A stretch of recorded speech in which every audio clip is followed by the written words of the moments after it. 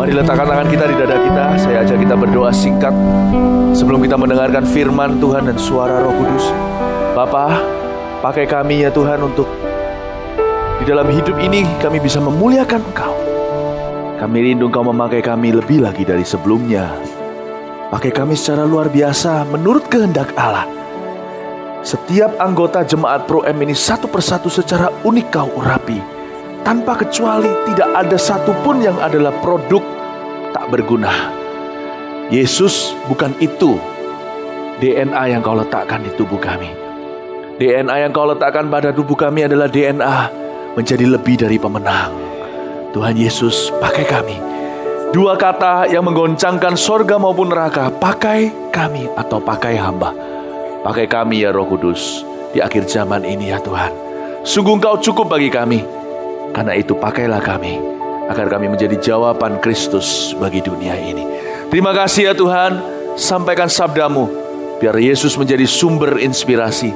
Sembunyikan hamba-Mu di balik salib Tuhan Yesus, agar manusia melihat dan mendengar Allah saja. Ajar kami bertumbuh di dalam nama Tuhan Yesus. Haleluya, amin. Beri tepuk tangan bagi Tuhan Yesus. Puji Tuhan. Silakan duduk kembali. Oh, kasih tepuk tangan untuk praise and worship team yang luar biasa. Yes. Tiap kali datang ke Pro M, ada perasaan senang di hati saya. Saya tadi sharingkan ke istri saya waktu sementara pujian dan penyembahan. Saya bilang, waktu pengumuman, saya bilang, enak ya, seperti rasa home atau santai sekali. Sebuah pengalaman yang berharga di hidup saya sekarang, untuk bisa rileks di dalam hadirat Tuhan. Seperti di sebuah gereja, tapi familiar dengan mereka. Tidak menjadi orang yang jadi pusat perhatian, tapi sama-sama memperhatikan Kristus. Saya senang sekali. Pro M is forever our home. Really. It's seperti homecoming, pulang ke rumah. Ya, thank you untuk tepuk tangannya. Ya, begitu dong. Yang warm ya. Puji Tuhan. Dan senang juga kemarin, siapa yang hadir di kebaktian kenaikan? Hampir semua atau semua kali. Dan bangga, Pro M sangat-sangat bangga. Saya saja bangga dengan cerita Jojo atau Jonathan. Itu anak Pro M loh. Anak Pro M yang sudah sekarang di samping kanan, di samping Tuhan, bersama dengan Tuhan Yesus. Lihat, sebuah kehidupan yang nampak sederhana tapi dipakai Allah secara luar biasa. Kami kan gak mungkin ngawur atau sembarangan. Creative ministry maupun pengkhotbahnya. Waktu kami memilih cerita, kami mau mengangkat cerita Hall of Faith, bukan Hall of Fame seperti di Hollywood. Hall of Faith, sebuah legenda iman. Dan kami tiba-tiba didorong, digiring sama Roh Kudus ke cerita Jonathan. Dan ingatan itu tidak pernah lenyap dari pikiran saya. Dia pasti gak pernah menyangka, karena di sorga dia gak akan tertarik untuk tahu apa yang di bawah.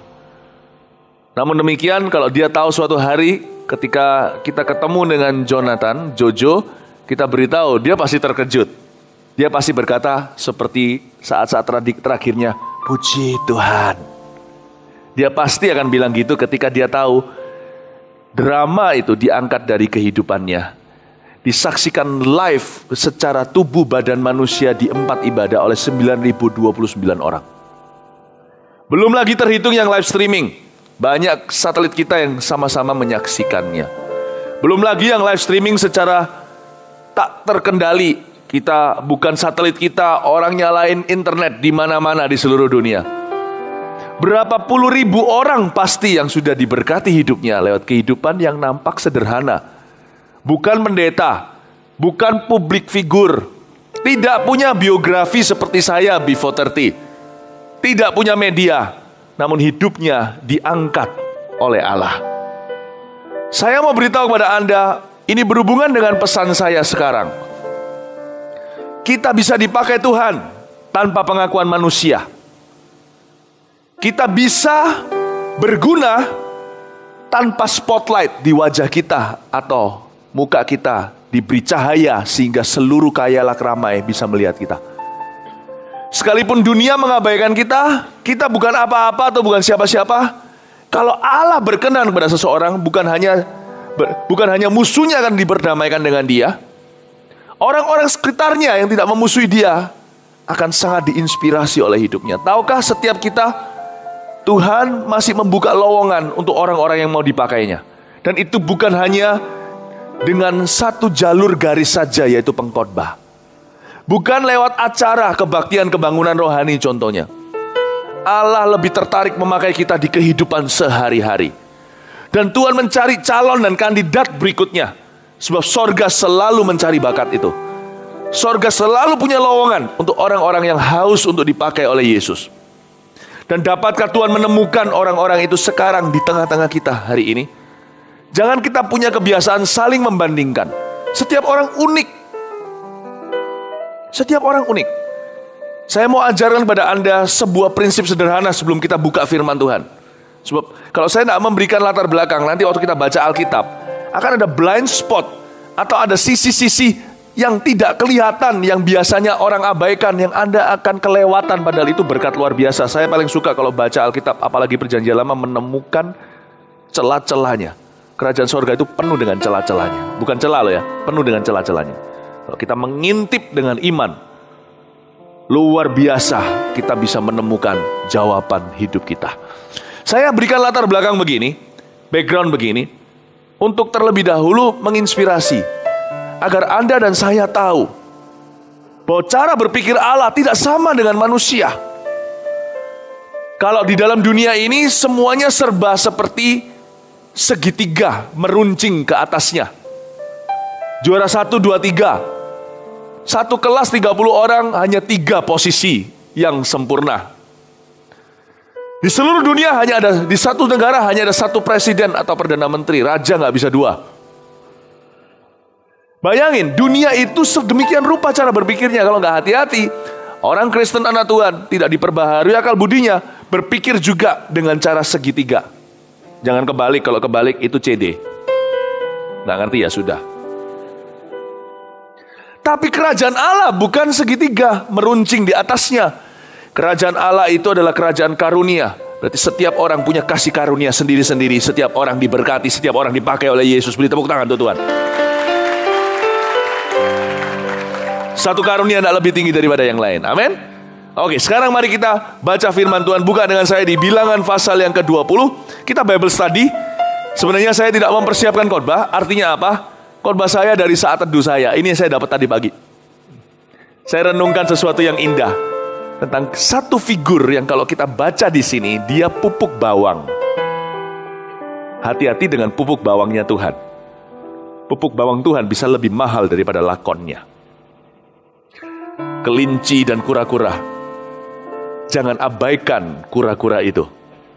Bisa-bisa dia yang mencapai garis akhir dulu, kalau kelinci itu tertidur. Amin.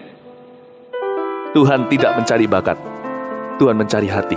Bakat cuma ada 1, 2, 3 orang aja di dalam sebuah ruangan. Tapi kalau hati, mana cari? Mari saya ajak kita lihat Bilangan pasal 20 ayat 22 sampai 29. Harun mati. Siapa nggak tahu Harun sih? Imam besar pertama Israel. Pokoknya ya, semua yang pertama itu diingat selamanya. Karena itu kalau kita dilahirkan sebagai anak kedua, jangan mengeluh. Kita nggak kalah. Saya sendiri anak kedua loh. Semua yang pertama, Neil Armstrong. Siapa kek. Yang pertama pokoknya jauh lebih diingat. Tapi Tuhan, He is no respecter of men. Dia tidak menghormati manusia dengan definisi manusia. Dia mencari hati. Si bungsu pun jadi. Saya ajak Anda untuk melihat beyond Aaron, tembus Harun. Kalau kita baca ini, sebentar lagi saya baca. Coba perhatikan satu figur yang hanya figuran saat itu. Hingga detik dia disinggung di sini. Namanya Eleazar. Perhatikan baik-baik, mari kita baca. Setelah mereka berangkat dari Kadesh, sampailah segenap umat Israel ke Gunung Hor. Lalu berkatalah Tuhan kepada Musa, tunggu sebentar, Musa apalagi, siapa nggak kenal? Membelah Laut Merah. Jangan pernah perlombaan mancing sama Musa, dia selalu curang. Semua ikan kelepak-kelepek di dataran. Ya, jangan pernah surfing dengan Musa. Surfboard itu, dia bisa membelah laut, dia bisa berjalan di tengah-tengahnya. Ini luar biasa. Ada Musa, akuarium gak laku.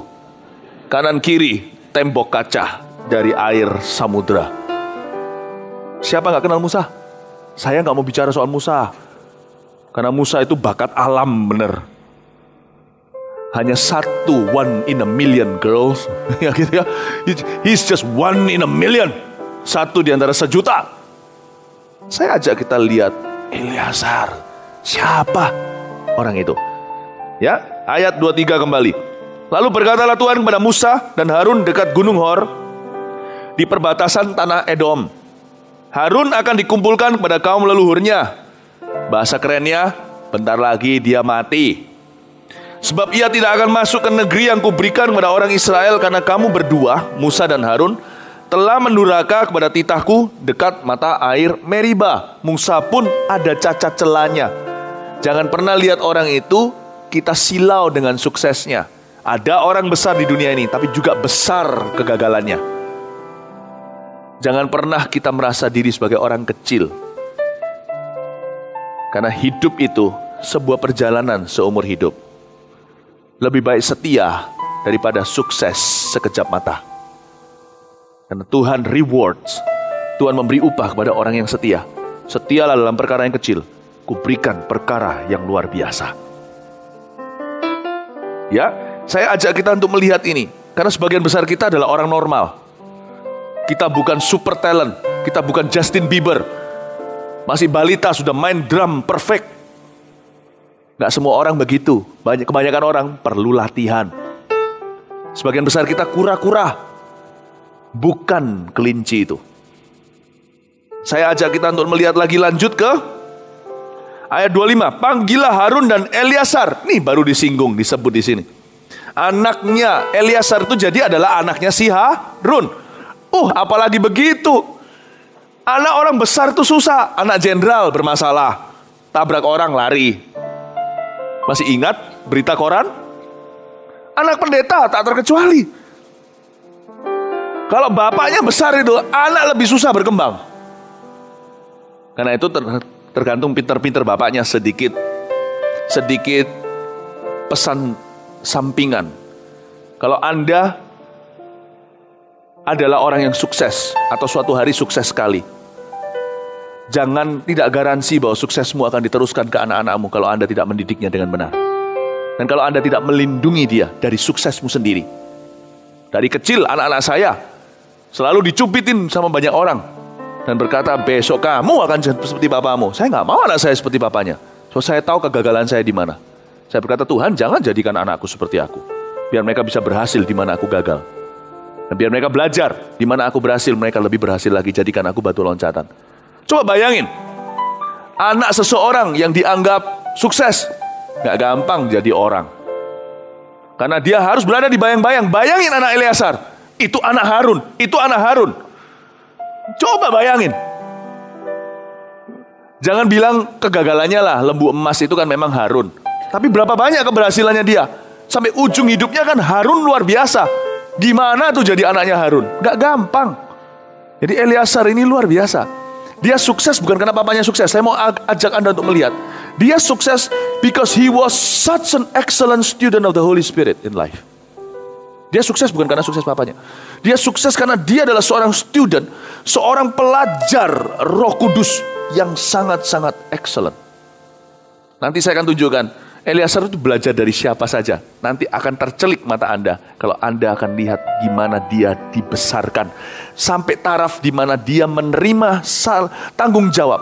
Dia menerima sebuah job. Dia dipersiapkan bertahun-tahun.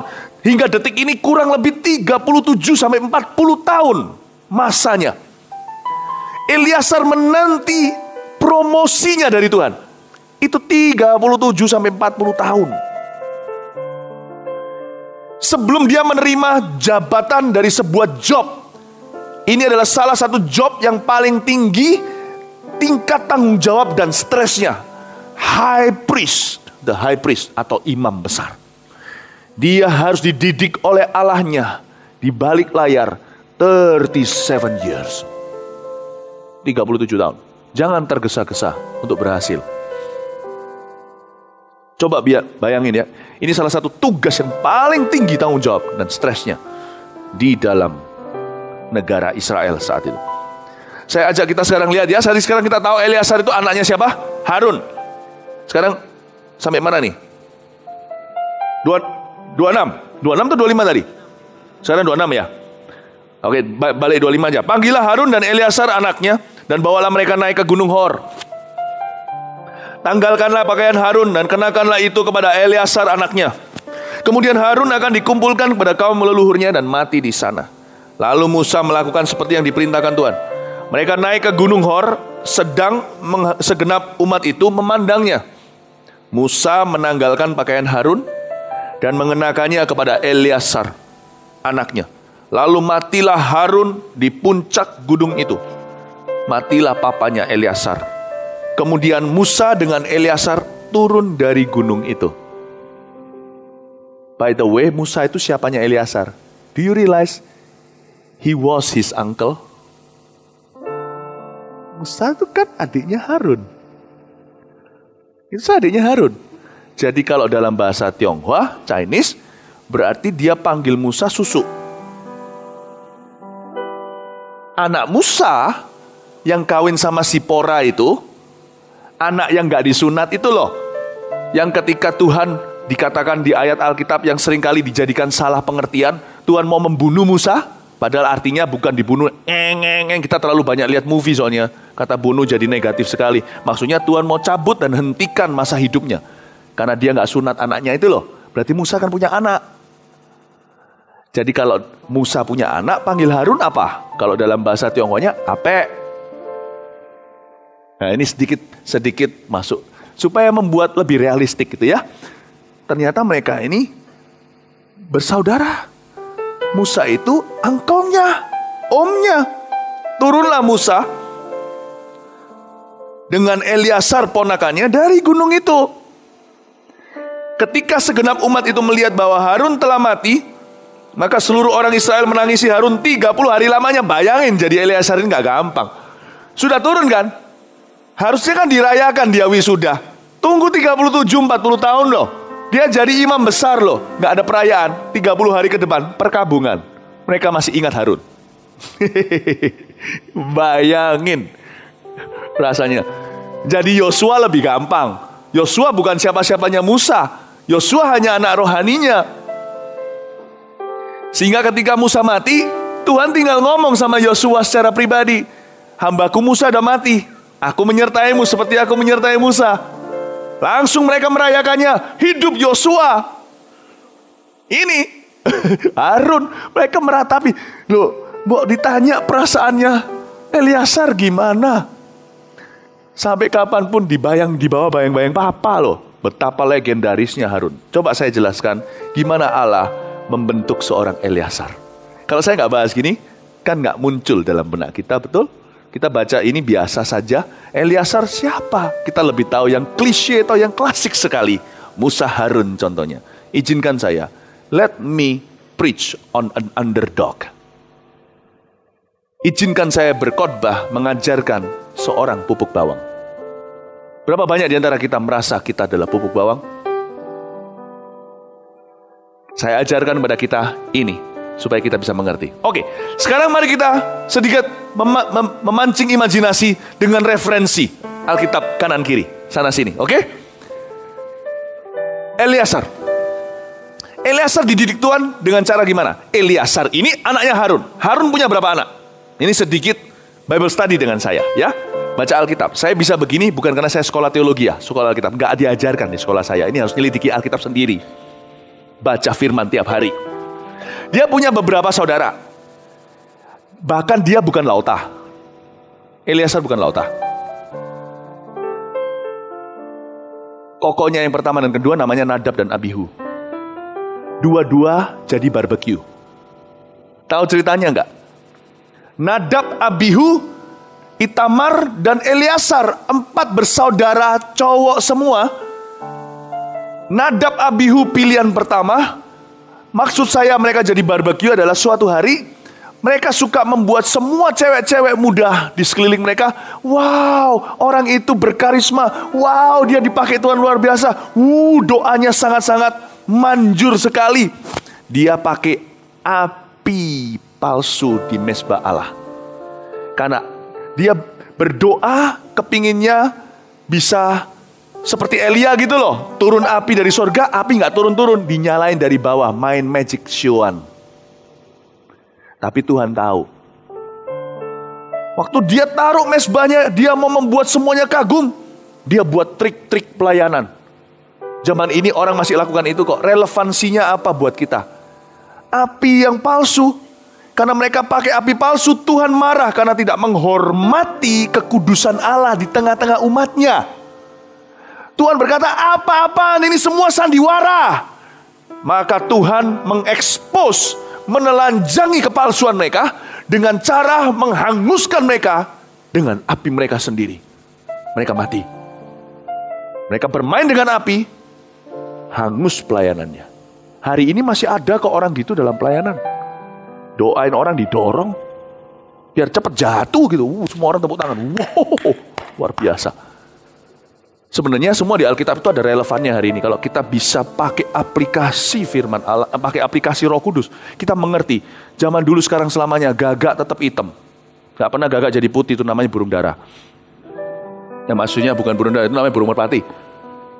Sampai kapanpun cerita di perjanjian lama purbakala, zaman belum ada teknologi seperti hari ini pun, dengan hari ini manusia punya hati gak berubah, teknologi aja yang bertambah. Ada orang juga yang bisa begitu kan? Bisa khotbah dibikin, dibuat, khotbah dirancang, tapi sebelum khotbah minum dulu cap tikus. Di pulau tertentu di Indonesia itu terjadi. Dan Tuhan gak senang dengan pendeta dua muka. Tuhan tidak mau kita mempersiapkan pelayanan. Tuhan mau kita mempersiapkan hati dan hidup. Pelayanan harus dari hidup. Itulah cerita hikmat yang kita bisa ambil dari Nadab dan Abihu. Bayangin, si Titi atau si adiknya melihat kepalsuan koko-kokonya. Di rumah lu gak kayak gitu kok. Gak seperti kalau di atas panggung kok. Lu gak gitu kok seperti. Saya gak berkata begini menjadi tuduhan buat kita yang melayani. Kita gak ada yang sempurna. Yang paling kelihatan kelemahan kita ya keluarga kita. Gak sempurna sama munafik lain loh. Petrus pun pernah munafik. Ditegur, dia nangis. Ditegur sama Paulus, dia bertobat. Munafik pun ada first degree, second degree. Jangan pernah first degree munafik. Munafik berencana itu gak boleh. Itu seperti pembunuhan berencana. Lebih baik pembunuhan tidak berencana. Amin Bapak Ibu Saudara. Jadi bayangin sebagai Titi, sebagai adik, dia ngelihat koko-kokonya, contohnya gitu. Kalau kita jadi Eleazar, udah kamir, udah kontaminasi. Kita udah merasa, pelayanan ya gitu. Saya pernah sekali coba bicara, membujuk seorang adik seorang yang full timer gereja, yang jadi pahit sama pelayanan di gereja karena lihat kokonya. Saya pernah bicara sama satu orang muda. Dia berkata, lihat kokoku. Dan dia memilih untuk lebih banyak ke arah ateis. Dia gak tahan ujian Eleazar. Berapa banyak kita melihat peers kita, justru kita jatuh bukan belajar. Eleazar memilih untuk belajar. Sebab dia berkata, sekalipun kami berhubungan daging dan darah, hati itu pilihan masing-masing saudara. Hati tidak bisa kena bahkan dengan papa mama. Hati itu berdiri sendiri mandiri di hadapan tahta Maha Suci. Eleazar menempatkan diri, dia berkata, aku tidak mau jadi seperti itu. Sedikit memberikan cerita Eleazar ini akhirnya gimana ya, supaya lebih interesting, supaya Anda tahu. Tahu nggak, Eleazar ini berakhir dengan baik. Jikalau Harun ada cacatnya, sekalipun dia besar-besar juga celahnya, Eleazar nggak bercacat celah loh. Eleazar inilah sosok pendeta di balik Yosua loh. Musa sama Harun nggak masuk ke Kanaan, Eleazar ini masuk sama Yosua. Berarti Eleazar ini anak muda. Bukan generasi yang memberontak yang harus mati di padang gurun 40 tahun. Tapi Eleazar itu masuk bersama dengan Yosua. Dialah sosok pendeta di balik sang panglima perang besar itu Yosua. Yang menghentikan matahari kok bisa punya iman kayak gitu, proyeknya gede-gede. Sosok pendeta di balik konglomerat iman namanya Yosua. Konglomerat perang namanya Yosua itu adalah seorang Eleazar. Matinya pun kurang lebih bareng. Dikuburnya pun di pegunungan Efraim. Yosua 24. Judulnya pun di Alkitab kita, di lembaga Alkitab Indonesia pun memberitahu judulnya, mereka bisa melihat tak terpisah, ditulis Yosua dan Eleazar mati. Matinya pun dibarengin. Eleazar is one top guy, one underdog. Pupuk bawang.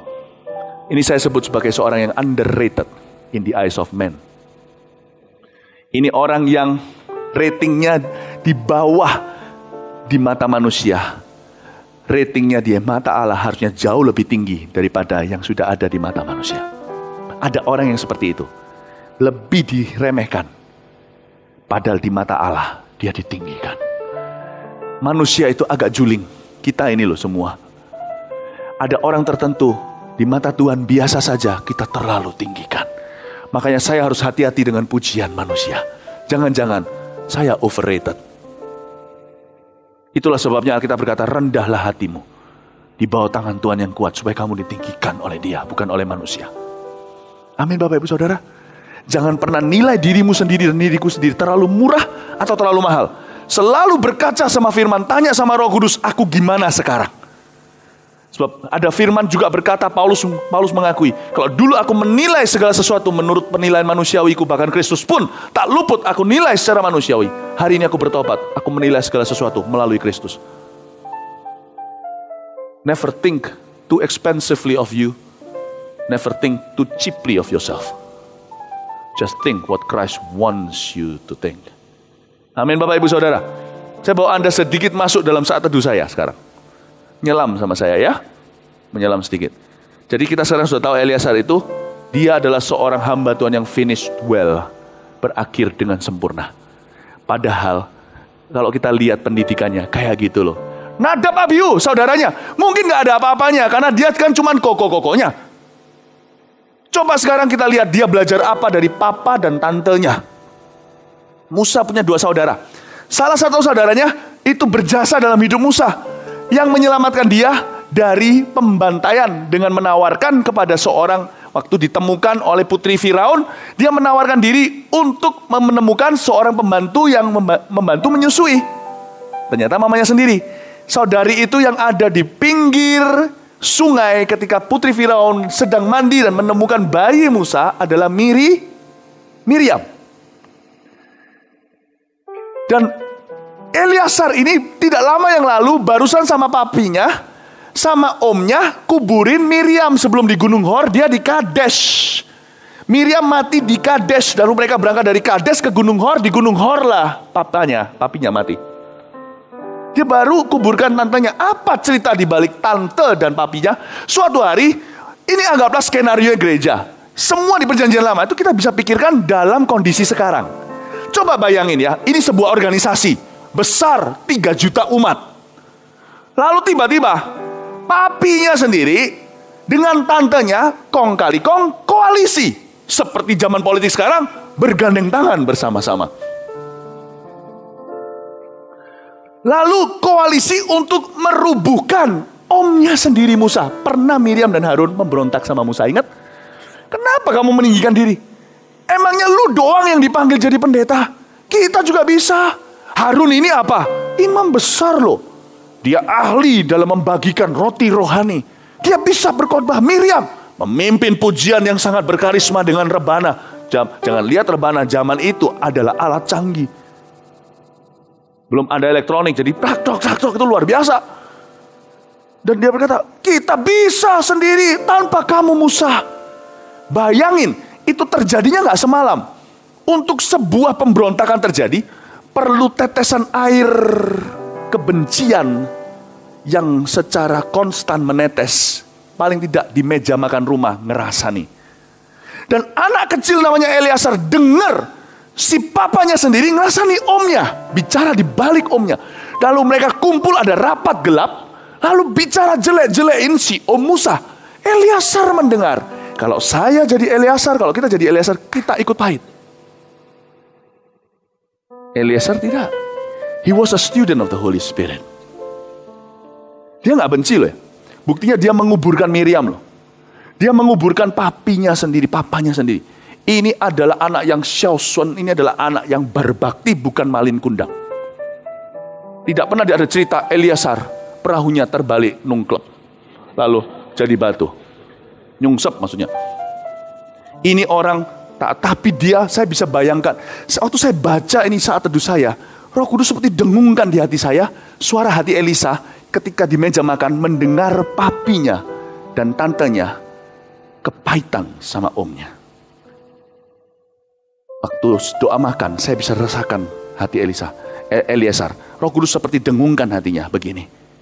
Ya Tuhan, sebelum kusantap makanan ini, kuduskan kupingku. Ya Tuhan, dia berdoa dengan Tuhannya papanya. Tapi dia punya hubungan dan jalur sendiri.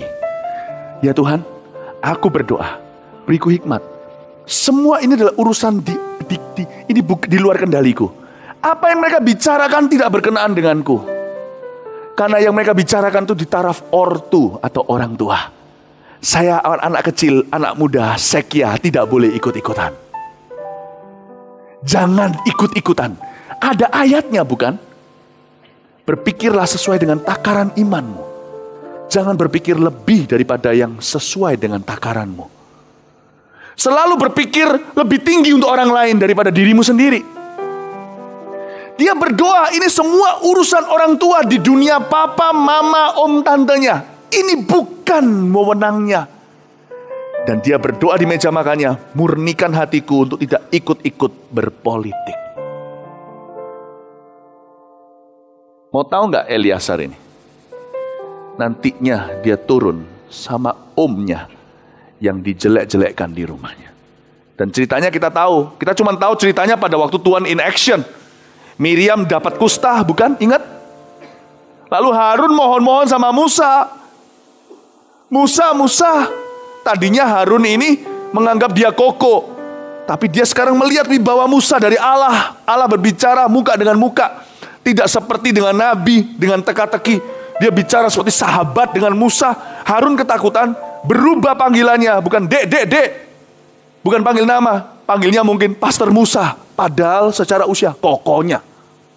Disitulah dalam hadirat Allah, sang koko mengerti posisinya. Di mata Allah, adiknya lebih tinggi dari kokonya. Di sanalah dia mengaku dan minta maaf. Dan minta sama Musa adiknya untuk doain cecenya. Tolong sembuhkan dari kusta. Maka Miriam disuruh keluar dari perkemahan untuk diisolasi. Dan dia sembuh sendiri oleh karena kasih karunia Tuhan. Dia gak jadi mati, kembali ke perkemahan. Anda tahu ceritanya itu? Tapi coba bayangin, gak mungkin tiba-tiba kong kali kong langsung benci. Itu sudah ada konspirasi.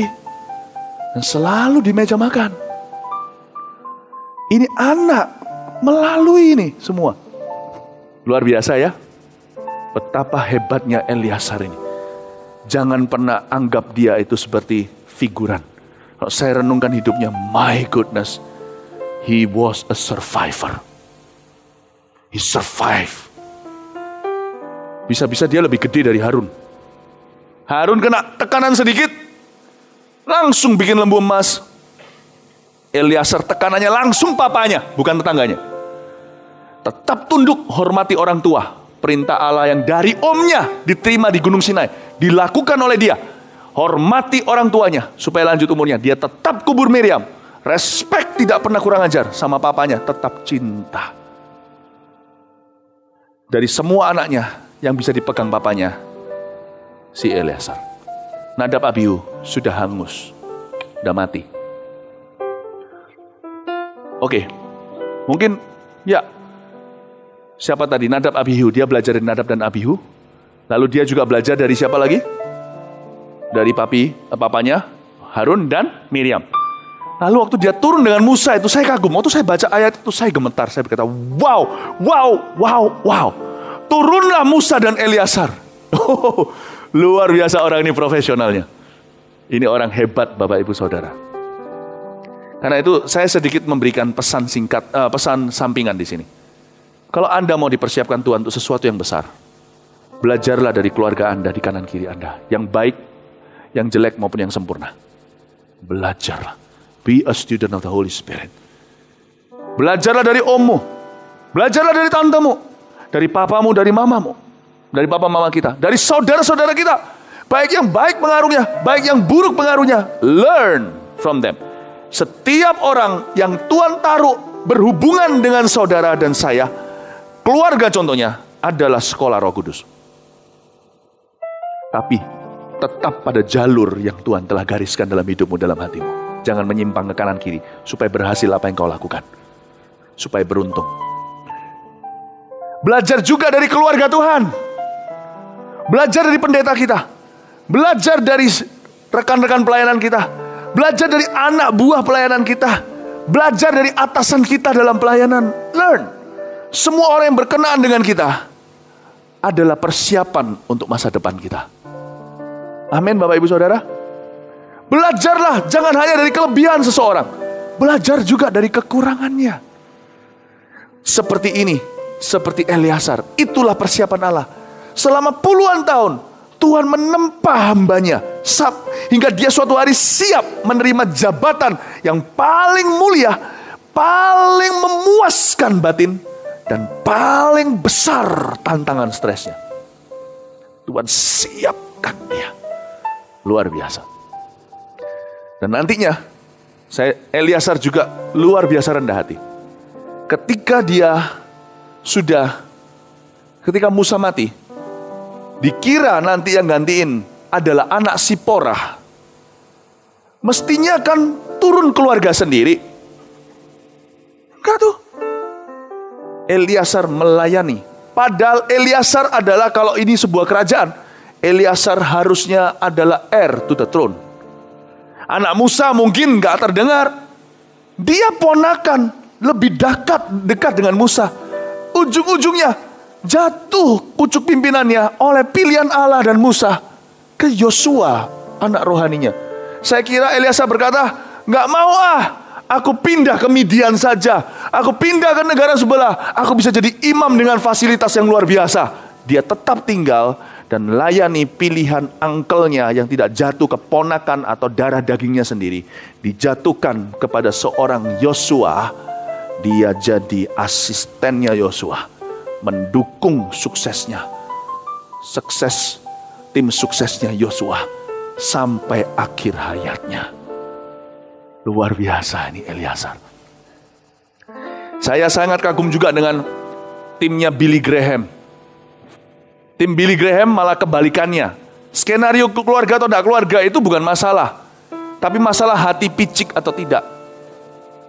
Franklin Graham adalah seorang pemberontak di masa mudanya. Ngedrak. Billy Graham kurang apanya?